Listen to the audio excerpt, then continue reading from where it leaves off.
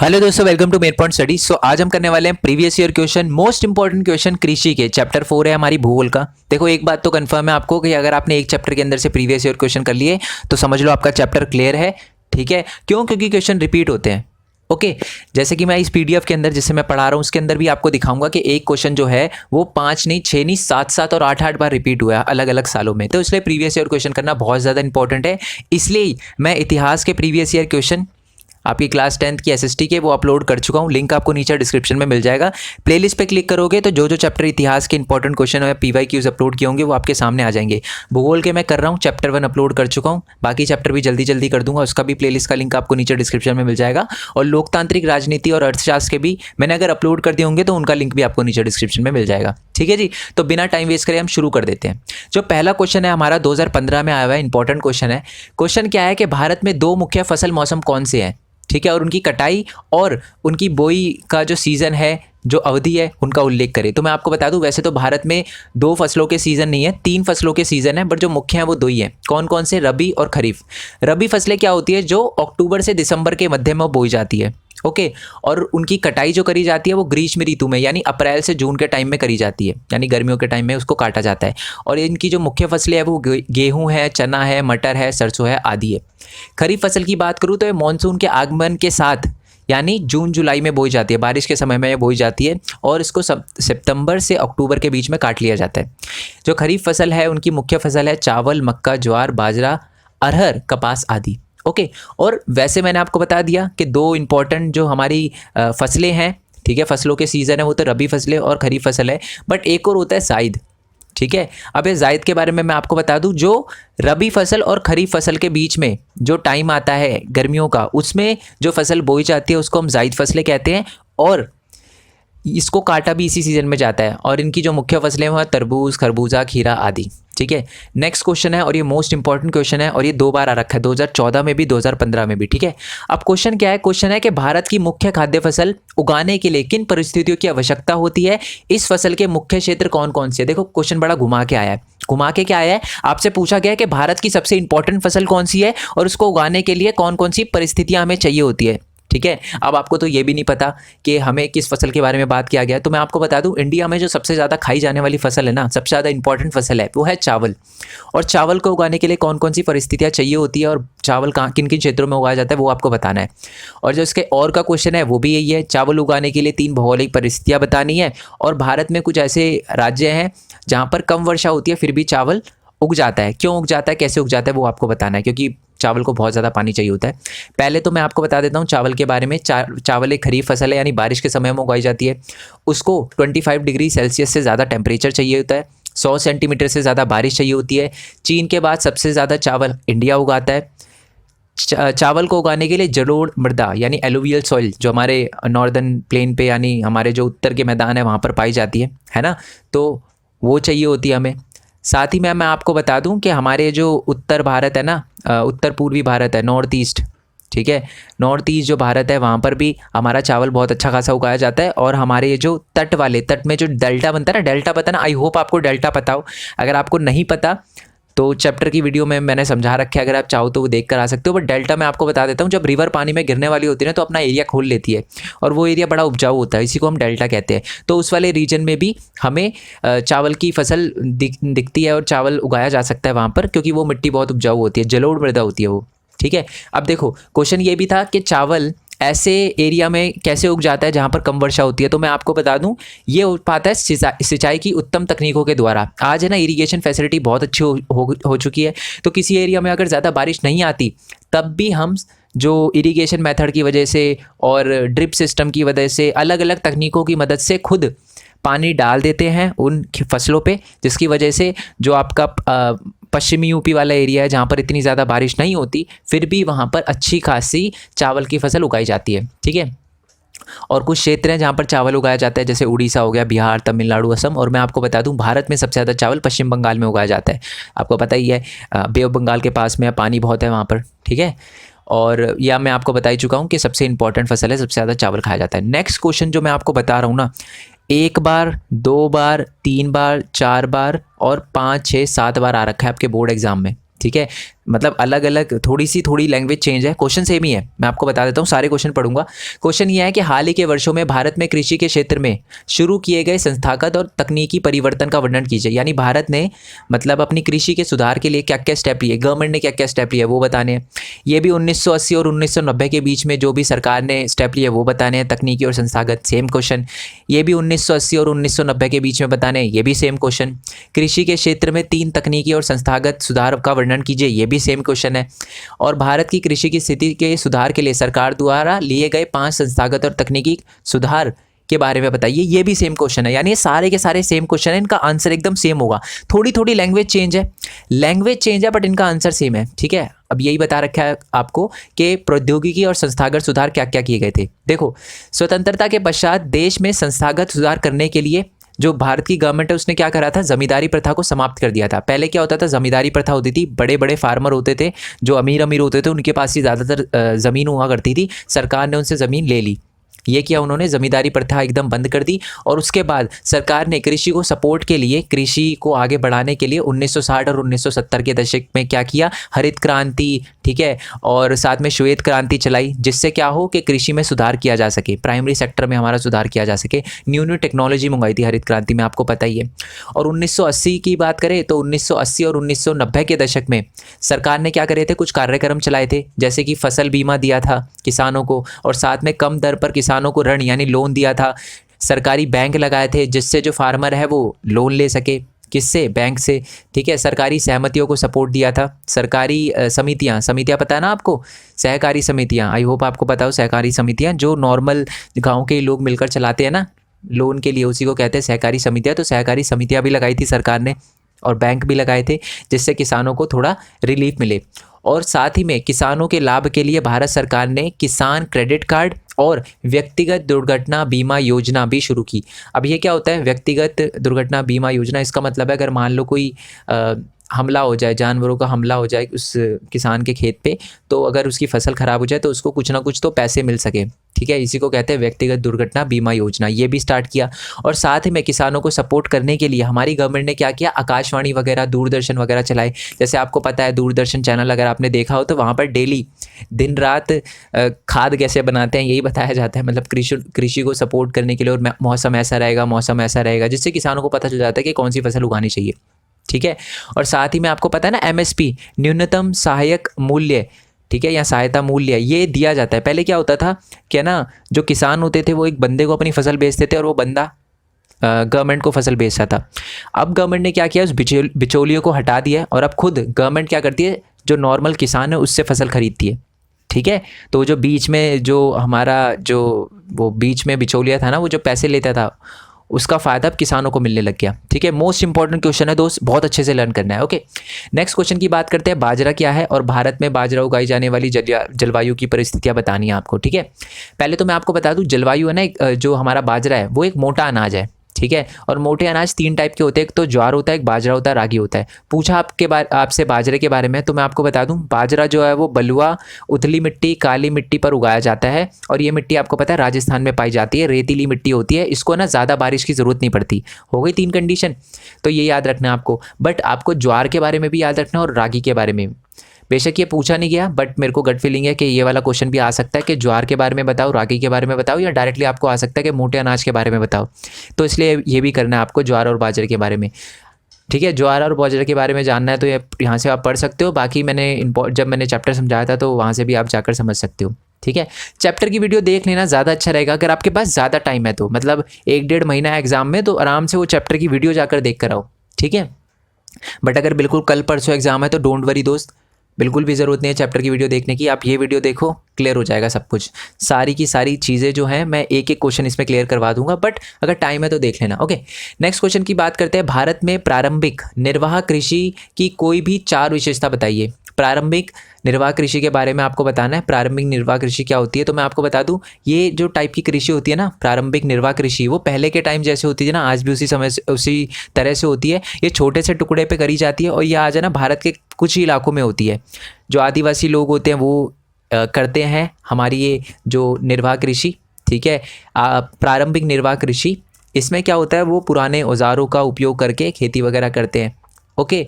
और इसमें क्या होता है, परिवार तथा समुदाय श्रम की मदद से की जाती है, मतलब परिवार के ही जो लोग होते हैं वही ये फसल उगाते हैं। और सिंचाई के लिए मानसून पर निर्भर होते हैं ये, मतलब पूरा का पूरा सिंचाई के लिए, पानी के लिए पूरी तरीके से मानसून पर निर्भर होते हैं, किसी भी टाइप की मशीनों वगैरह का यूज़ नहीं करते। ओके जी। और मैं आपको एक बात बहुत इंपॉर्टेंट बता दूं, अभी सीबीएसई का जो सैम्पल पेपर आया था ना, ऑल दो हिंदी में अपलोड नहीं करता सीबीएसई, बट मैंने आपको हिंदी में थोड़ा अपलोड करके दिया था, बताया था कुछ। तो मैं आपको एक और बात बता दूं, आपसे रिक्वेस्ट है कि ये जो हमारा प्रारंभिक निर्वाह कृषि है ना, आपकी जैसी आप बुक खोलोगे ना, चैप्टर खोलोगे कृषि, तो एक बॉक्स मिलेगा। बॉक्स में ना ये लिखा हुआ है कि हमारी ये जो प्रारंभिक निर्वाह कृषि है ना, उसको किस अलग अलग नामों से जाना जाता है, किस अलग अलग राज्य में। जैसे इसे झूमिंग कहा जाता है, झूमिंग कहा जाता है कहाँ पर, हमारे जो नॉर्थ ईस्टर्न स्टेट है। और भी बहुत अलग अलग राज्य लिखने हैं, वो याद कर लेना आप, क्योंकि उसका 1 नंबर का क्वेश्चन आ रखा है। वैसे तो आप देख सकते हो, अगर मैंने वो इंपॉर्टेंट 1 मार्क्स से क्वेश्चन की वीडियो अपलोड कर दी होगी तो वहाँ पर आपको मिल जाएगा। ओके। नेक्स्ट क्वेश्चन आपका कि आपको 5 बिंदु बताने हैं प्रारंभिक निर्वाह कृषि और व्यावसायिक वाणिज्यिक कृषि के बीच में। देखो, मैं आपको ये तो बता ही चुका हूँ कि प्रारंभिक निर्वाह कृषि क्या होती है। अब मैं आपको ये बता देता हूँ कि व्यावसायिक कृषि क्या होती है, तो आप खुद ही डिफरेंस लिख सकते हो। आई होप आप लिख लोगे, कोई दिक्कत नहीं आएगी आपको। आए तो मेरे को बता देना, मैं बता दूंगा, बट वैसे कोई दिक्कत आनी नहीं चाहिए। जब दोनों के बारे में आपको पता चल गया तो आप डिफरेंस तो लिख ही दोगे।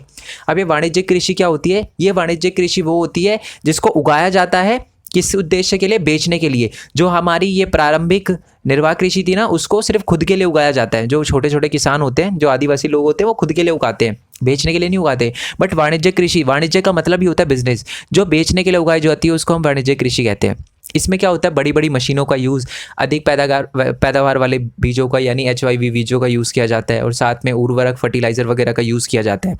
बट हमारी उसकी बात करें प्रारंभिक निर्वाह कृषि की, तो उसमें ऐसा कुछ नहीं किया जाता। ठीक है, आई होप ये वाला आपको क्लियर हो गया हो, आप अच्छे से डिफरेंस लिख सकते हो इसका। नेक्स्ट क्वेश्चन की बात करते हैं, गहन निर्वाह कृषि क्या होती है। 2 के बारे में आपको बता चुका हूँ, प्रारंभिक निर्वाह कृषि, ठीक है, और जो दूसरी थी वो हमारी थी कौन सी? वाणिज्यिक कृषि। ठीक है, एक होती है गहन निर्वाह कृषि। अभी गहन निर्वाह कृषि कौन सी होती है? गहन निर्वाह कृषि के बारे में बात करूं तो ये उस एरिया में करी जाती है जहां पर बहुत ज़्यादा लोग रहते हो, ठीक है, जहां पर जनसंख्या दबाव बहुत ज़्यादा हो। तो ये जो फसल है ये उगाई जाती है बहुत सारे लोगों के द्वारा, ठीक है। यहाँ पर किसी भी बड़े बड़े ट्रक का यूज़ नहीं किया जाता, ट्रैक्टर का यूज़ नहीं किया जाता, यहाँ पर ज़्यादातर लोगों का यूज़ किया जाता है। और इसमें भी उत्पादन को ज़्यादा करने के लिए केमिकल वगैरह डाले जाते हैं और सिंचाई वगैरह का यूज़ किया जाता है। ओके। और साल में 1 से ज़्यादा फसल उगाई जाती है जिससे ज़्यादा से ज़्यादा प्रोडक्शन हो। ओके। और ये जो भूस्वामी की विरासत चल रही है ना, इससे क्या हो रहा है, कहीं ना कहीं हमारी ज़मीन छोटी हो रही है। मेरे कहने का मतलब देखो, मैं हूँ, मेरे पास 100 एकड़ की ज़मीन है, मेरे 4 बच्चे हुए, तो सबके हिस्से में 25-25 एकड़ आएगा। फिर उसमें से 1 या 25 एकड़ जिसके पास ज़मीन है उसके 5 बच्चे हुए, तो सबके हिस्से में 5-5 एकड़ आएगा। तो ये जो भूस्वामित्व चल रहा है ना, विरासत चल रही है, इससे क्या हो रही है, पीढ़ी दर पीढ़ी भूमि का आकार कम होता जा रहा है, जिसकी वजह से जो गहन जीविका कृषि है ना, वो बहुत ज़्यादा मुश्किल होती जा रही है और ज़्यादा, क्योंकि ज़्यादा लोग बढ़ रहे हैं बट ज़मीन छोटी होती जा रही है। नेक्स्ट क्वेश्चन है कि भारत में कृषि क्षेत्र की GDP विकास दर में वृद्धि के बावजूद क्यों बड़ा झटका लगा है। इसका मतलब है कि हमारी GDP के अंदर कृषि का शेयर तो बहुत बढ़ता जा रहा है, पर अगर हम बात करें जो कृषि की स्थिति है वो कम होती जा रही है। ठीक है, मतलब अगर मैं बात करूं तो हमारी GDP तो बढ़ रही है, बट कृषि का जो कंट्रीब्यूशन है ना बहुत कम बढ़ रहा है या बढ़ भी नहीं रहा। क्या रीज़न है इसका? पहली बात तो है कृषि क्षेत्र में सार्वजनिक निवेश की कमी। इसका मतलब है ज़्यादातर जो लोग पहले कृषि में इन्वेस्ट करते थे वो कृषि में इन्वेस्ट नहीं करते, ये एक बहुत बड़ी प्रॉब्लम है। नेक्स्ट है कि उर्वरक होते हैं जो हमारे फर्टिलाइज़र होते हैं। पहले क्या था कि जो हमारी सरकार थी वो फर्टिलाइज़र में रियायतें देती थी, सब्सिडी देती थी, बट अब वो उसने बंद कर दी, जिसकी वजह से जो उत्पादन लागत है वो ज़्यादा हो गई। किसान ने सोचा यार इतना महंगा तो फर्टिलाइज़र है, क्या उगाएं, कुछ और ही उगा लेते, है ना। आपको लग रहा होगा फर्टिलाइज़र से इतना कितना फ़र्क पड़ता है, बहुत ज़्यादा फ़र्क पड़ता है। ठीक है, अगर हमारी फसल 100 रुपये में उगती है तो अब वो बिल्कुल 150 रुपये की हो जाएगी, तो किसान सोचेगा कुछ और कर ले। वैसे मैं 150 रुपये और 100 रुपये बहुत कम बता रहा हूँ, 1.5 लाख रुपये की फसल उगाने में इतने पैसे लग जाते हैं। ठीक है, नेक्स्ट जो हमारा पॉइंट है वो ये है कि कृषि के उत्पाद पर आयात शुल्क की कटौती। इसका मतलब है कि दूसरे देश से जो सामान आ रहा है ना कृषि से रिलेटेड, उसमें ना ज़्यादा टैक्स नहीं है, यानी वो बहुत सस्ता होता है। इसकी वजह से जो हमारे भारत में जो किसान है उनको बड़ा घाटा हो रहा है, क्योंकि ज़्यादातर लोग क्या है, सस्ते के चक्कर में दूसरी कंट्री की चीज़ें खरीदते हैं, हमारे भारत की चीज़ें नहीं खरीदते। ठीक है। ये चाइना के साथ भी आपको पता ही हमारा चल रहा है, बट फिर भी लोग चाइनीज़ चीज़ें खरीदते हैं। अब तो वैसे बहुत कम हो गया, बट फिर भी अगर आप ट्राई करना, अगर आप कोई चीज़ खरीद रहे हो चाइनीज़, तो उसका रिप्लेसमेंट कोई इंडियन चीज़ को खरीदने की कोशिश करना, ठीक है। ओके जी, नेक्स्ट जो हमारा पॉइंट है, कृषि से उनके निवेश को आकर्षित करना कृषि में रोजगार में गिरावट का कारण बनता है। इसका मतलब है कि मैंने आपको बता ही दिया, कृषि में क्या हो रहा है, निवेश कम हो रहा है, जिसकी वजह से रोजगार की भी कमी हो रही है और लोग सोच रहे हैं कि कुछ और काम कर लेते हैं कृषि को छोड़कर, ठीक है। नेक्स्ट क्वेश्चन है, ये भी क्वेश्चन देखो, 1 बार, 2 बार, 3 बार और 4 बार आया हुआ क्वेश्चन है। क्वेश्चन मैं पढ़ देता हूँ, ऊपर वाला क्वेश्चन पढ़ूंगा, बाकी 3 तो आप पढ़ लेना, और वाले क्वेश्चन ही होंगे ये। चाय की वृद्धि के लिए आवश्यक किसी भी 4 भौगोलिक परिस्थितियों का वर्णन करें। दक्षिण भारत के 2 प्रमुख चाय उत्पादक राज्यों का उल्लेख करें। मतलब चाय को उगाने के लिए कौन कौन सी परिस्थितियां हमें चाहिए, और ऐसे दक्षिण भारत के 2 राज्य बताने हैं जहां पर चाय उगती है। सेम क्वेश्चन यही है कि, और मैं आपको बता दूं, ये चाय जो है वो अंग्रेज लेकर आए थे भारत के अंदर, तो ये भी पॉइंट है, ठीक है। चलो कुछ तो अच्छा करके गए इंडिया के अंदर, तो ये है। और नेक्स्ट वाला पॉइंट भी यही, आपसे कृषि के बारे में पूछा गया है। कौन सी कृषि के बारे में? अपनी जो हमारी चाय है उसके बारे में पूछा गया है, ठीक है। और मैं आपको बता दूं, चाय को हमारे इंडिया में भी यूज़ करा जाता है और बहुत बड़े लेवल पे दूसरी कंट्री में भी बेचा जाता है, ठीक है। यही लिखा है ये वाला क्वेश्चन में, और वाला ये वाला रीड कर देता हूँ, इंपॉर्टेंट है, शायद आप समझ ना पाओ अगर एग्जाम में आ गया तो। भारत किस कृषि उत्पादन में अग्रणी उत्पादक के साथ विश्व में निर्यातक है? इसका मतलब खुद भी यूज़ करते हैं हम उसको और बेचते भी है बहुत बड़े लेवल पे, वो है चाय की फसल, ठीक है। उसकी भौगोलिक परिस्थितियां बतानी है, उगाने के लिए क्या क्या चाहिए, तो मैं आपको बता दूं, जो चाय है वो एक रोपण कृषि है। रोपण कृषि का मतलब क्या होता है? जो एक बहुत बड़े एरिया पर उगाई जाती है, सिर्फ एक फसल उगाई जाती है, उसको रोपण कृषि कहा जाता है, ठीक है। तो जो रोपण कृषि है वो अंग्रेज लेकर आए थे भारत में, और मैं आपको बता दूं ये उपोष्ण कटिबंधीय इलाकों में उगाई जाती है, ओके। और जो हमारी ये चाय की झाड़ियाँ होती है उसको उगाने के लिए वर्ष भर समान रूप से होने वाली वर्षा की बौछार इसकी कोमल पत्तियों के विकास के लिए सहायक है। मतलब है ना, जैसे असम वगैरह में उगाई जाती है, क्यों? क्योंकि वहाँ पर है ना थोड़ी सी नॉर्मल बारिश होती है, मतलब ऐसा नहीं होता कि बहुत ज़्यादा बारिश होती है, धीरे धीरे बारिश होती है, जो कि इसको चाय को उगाने के लिए बहुत ज़्यादा इंपॉर्टेंट होती है, ठीक है। और चाय एक श्रम संघन उद्योग है। इसका मतलब समझते हो आप? चाय के बागान में देखा होगा आपने, बहुत सारी लेडीज़ काम करती है, पीछे अपने बैग लगाकर पत्तियां तोड़ के डालती हैं, है ना। तो ये होता है ये। और इसकी ताजगी बनाए रखने के लिए चाय की पत्तियां बागान में ही संसाधित की जाती है। इसका मतलब है बागान में ही, जो बड़े बड़े बागान होते हैं वहीं पर पैक वगैरह करा जाता है इनको। और मैं आपको बता दूँ, ज़्यादातर हमारी चाय जो है वो भारत के दार्जिलिंग वगैरह में, ठीक है, वेस्ट बंगाल, आपको पता है दार्जिलिंग, बहुत सारे लोग समझते हैं असम में है, असम में नहीं है। दार्जिलिंग जो है वो अपना वेस्ट बंगाल में है, और जलपुरी, ठीक है, जलपाईगुड़ी डिस्ट्रिक्ट वो अपना तमिलनाडु में है, और केरल हो गया, ठीक है, यहाँ पर उगाई जाती है। केरल साउथ इंडिया के पूछे थे ना, तो एक केरल लिख देना, एक तमिलनाडु लिख देना, ठीक है। ओके जी। और मैं आपको बता दूँ 2016 में है ना, सबसे ज़्यादा जो चाय का उत्पादन किया था वो इंडिया ने किया था आफ्टर चाइना, ठीक है। यानी फर्स्ट नंबर पे चाइना, सेकंड नंबर पे इंडिया, सिर्फ और सिर्फ चाय की फसल में, ठीक है। नेक्स्ट क्वेश्चन की बात करते हैं हम। तो जो हमारा नेक्स्ट क्वेश्चन है वो ये है कि रोपण कृषि को परिभाषित करें। रोपण कृषि क्या होती है? मैंने अभी अभी आपको बताया था, जो हमारी चाय की फसल है वो एक रोपण कृषि है, ठीक है, रोपण फसल है। अब रोपण कृषि क्या होता है मैं आपको बता दूं, बहुत बड़े एरिया पर, बहुत लंबे चौड़े क्षेत्र पर जब एक ही प्रकार की फसल उगाई जाती है तो उसको रोपण कृषि कहा जाता है। और ये एक प्रकार की वाणिज्यिक खेती होती है। वाणिज्यिक खेती यानी जो उगाई ही बेचने के पर्सपेक्टिव से जाती है। जैसे कि मैंने आपको असम में बताया था चाय, तो बेचने के पर्सपेक्टिव से उगाई जाती है ना, तो इसलिए उसको रोपण कृषि कहते हैं, ठीक है। आई होप ये आपको क्लियर हो गया हो। चूँकि रोपण कृषि में उत्पादन बिक्री के लिए होता है, इसलिए इसके विकास में परिवहन और संचार साधन से संबंधित उद्योग और बाजार महत्वपूर्ण योगदान देते हैं। इसका मतलब है, मैंने आपको बताया था, चीनी जो हमारी चाय है, जो वो चाय है वो उगती तो है, बट इसके साथ हमें परिवहन भी चाहिए होता है, संचार भी चाहिए होता है, क्योंकि हम वो बेचते हैं। तो जितना अच्छा हमारा ट्रांसपोर्ट होगा, एरोप्लेन वगैरह की फैसिलिटी होगी, उतना ज़्यादा हम चाय को दूसरी कंट्री में एक्सपोर्ट वगैरह कर पाएंगे, ठीक है। आई होप ये आपको क्लियर हो गया हो। नेक्स्ट क्वेश्चन की बात करते हैं कि निम्नलिखित शीर्षों के तहत भारत में रबड़ की खेती के बारे में बताइए, ठीक है। वही रबड़ की खेती के बारे में बताना है। तो मैं आपको बता दूँ, जो रबड़ है, मतलब ये 2011 में भी आ रखा है, 2012 में भी आ रखा है, ठीक है, ये याद रखना।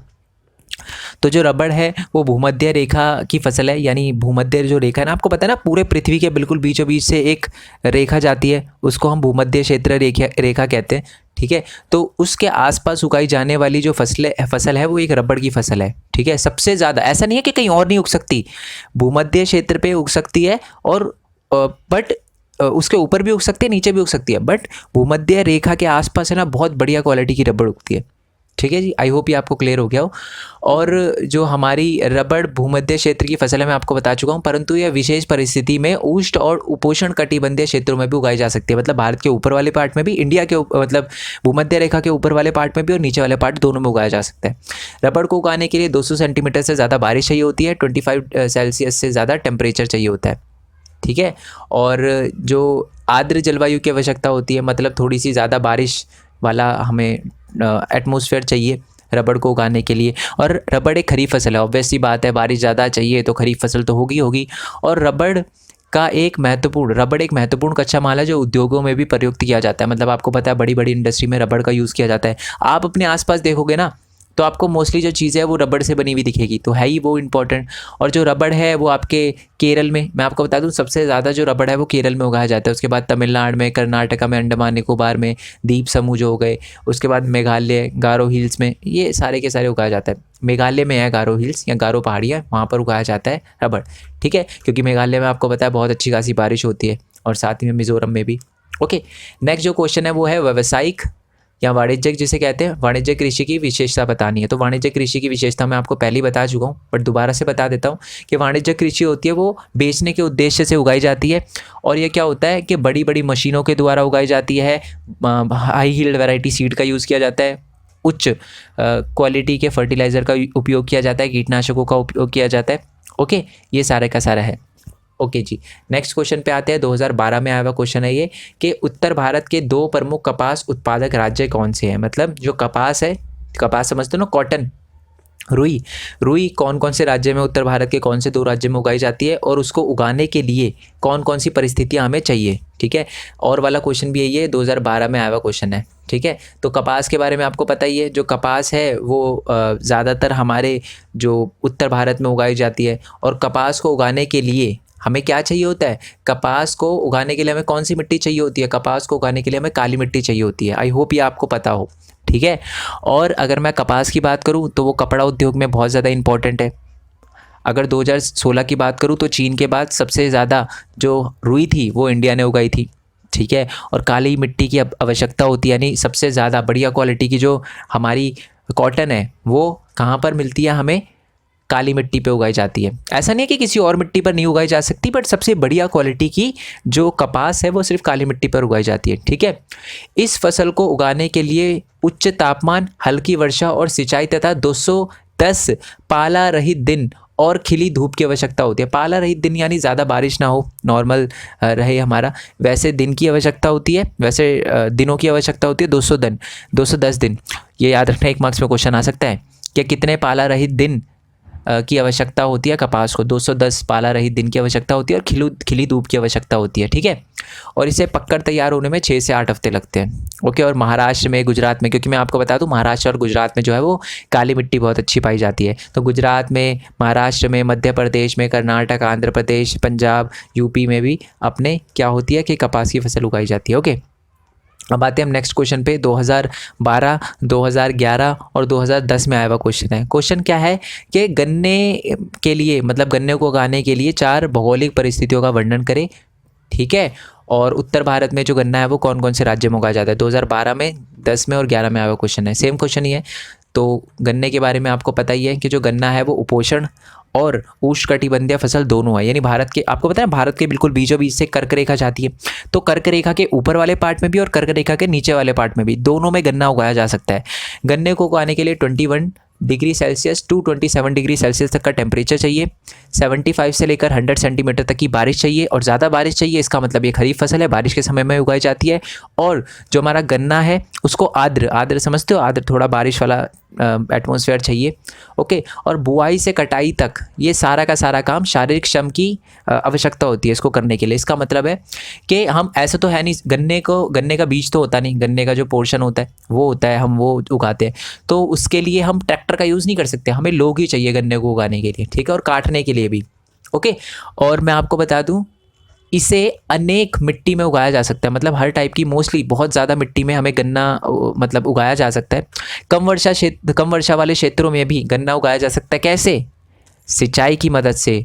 और मैं आपको बता दूं, आ सकता है आपको, ये बहुत इंपॉर्टेंट क्वेश्चन है कि पूरी दुनिया में सबसे ज़्यादा गन्ना कौन से राज्य में, कौन से देश में उगाया जाता है? वो है ब्राज़ील, ठीक है, और भारत सेकंड नंबर पे है। और इससे चीनी, गुड़, खांडसरी वगैरह बनाया जाता है, पता ही है आपको। और जो लार्जेस्ट प्रोड्यूसर है वो यूपी, सबसे ज़्यादा जो गन्ना है वो यूपी में उगता है। आपको ये भी पता होगा कि ज़्यादातर जो हमारी गन्ने की मिलें हैं वो भी यूपी में है, ठीक है जी। और बाकी महाराष्ट्र, कर्नाटका, तमिलनाडु, आंध्र प्रदेश, तेलंगाना, ठीक है, और अपना पंजाब वगैरह में भी उगाया जाता है। नेक्स्ट क्वेश्चन है, और ये बहुत इंपॉर्टेंट क्वेश्चन है। क्वेश्चन क्या है कि दालों की खेती के लिए आवश्यक किन्हीं दो भौगोलिक परिस्थितियों की व्याख्या कीजिए। किसी भी दो महत्वपूर्ण दलहन उत्पादक राज्यों का नाम बताइए। यानी 2013 में आया क्वेश्चन है कि दाल जो है वो किन किन परिस्थितियों में उगाई जाती है, और ऐसे हमें दो राज्य बताने हैं जहाँ पर दाल उगाई जाती है, ठीक है। तो दाल के बारे में सबसे पहली बात तो आप याद रखना, भारत में सबसे ज़्यादा दाल उगाई जाती है और सबसे ज़्यादा दाल खाई भी जाती है। अब आप पूछोगे कि सबसे ज़्यादा दाल क्यों खाई जाती है? क्योंकि आपको पता है भारत में ज़्यादातर लोग क्या है, वेजिटेरियन है, और वेजिटेरियन के लिए प्रोटीन का सबसे ज़्यादा इम्पॉर्टेंट सोर्स जो है वो दाल ही है, ठीक है। और जो मुख्य फसलें हैं दाल को उगाने के लिए वो क्या है? उड़द, अरहर, मसूर, मटर, चना और मूंग भारत की मुख्य दलहनी फसलें हैं। अच्छा, आपको दिख रहा होगा ये मैंने अरहर के नीचे के लिखा है, मटर के नीचे आर लिखा है। इसका क्या मतलब है? इसका मतलब है खरीफ और रबी। यानी जो हमारी अरहर है और मूंग है वो एक खरीफ फसल है, ये बारिश के समय में उगाई जाती है दाल वाली फसल। और जो हमारी मटर है और हमारा जो चना है वो दोनों की दोनों क्या है? वो हमारी रबी फसल है, यानी ठंड के समय में उगाई जाती है, ठीक है। ओके जी, दाल को कम नमी की आवश्यकता होती है, यानी ज़्यादा बारिश की आवश्यकता नहीं होती इसे, और इन्हें शुष्क परिस्थितियों में भी उगाया जा सकता है। मतलब जहाँ बिल्कुल ही बारिश ना आती हो उस वाली एरिया में भी उगाया जा सकता है, ठीक है। तो पूछा था ना कि कौन कौन सी परिस्थितियों की आवश्यकता होती है, यही कम नमी वाले क्षेत्र में, और जहाँ पर बिल्कुल शुष्क मौसम हो वहाँ पर भी दाल उगाई जा सकती है, ओके।